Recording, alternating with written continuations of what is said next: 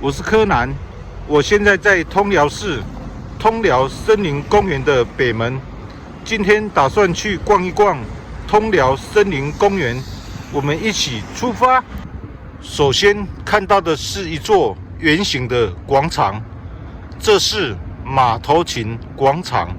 在广场的正中央矗立着一座巨大的塑像，这是马头琴。马头琴是蒙古草原上一种古老而神奇的乐器，是一种两弦的弦乐器，有雕刻成马头形状的琴柄，以及梯形的琴身。广场的四周都是马头形状的路灯。过了广场后，我们从北门进入森林公园。进来公园后，绿道两旁的树木、树叶已经在泛黄了。这一株枫树通体树叶已经变黄，再过几天，树叶就会开始慢慢变红。前面有一片松树林，松树上松果累累。公园内有一座湖，这是一座人工湖。通辽森林公园位于通辽市科尔沁区，曾经是取土场和垃圾场，于2005年改造成为森林公园。现在我们可以在这里尽情地享受树林、湖水、自然之美。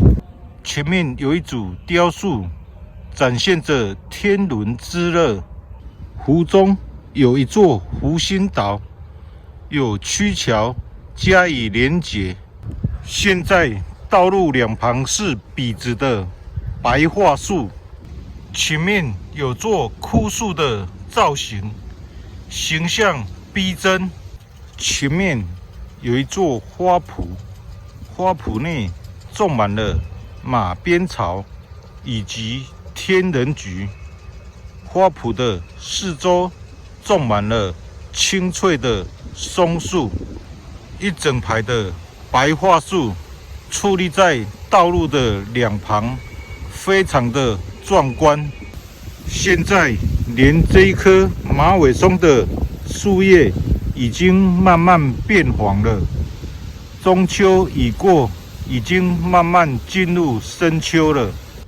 坐在草地上欣赏柳叶随风飘逸，姿态撩人，整个景色非常的优美。前面是芦苇，随风飘逸，甚是美丽。前面看到的是蒲子，以前用它来编织席子以及草帽。前面是一座健身广场，许多人在这边晒晒太阳，聊聊天。前面有一座假山，象征着一座大青山。前面这一片桦树林黄得特别厉害，在阳光的照射下，一片片金黄色的叶子非常的耀眼。秋风扫落了满地的落叶。今天这一段视频就拍到这里了，我是柯南，咱们下回见。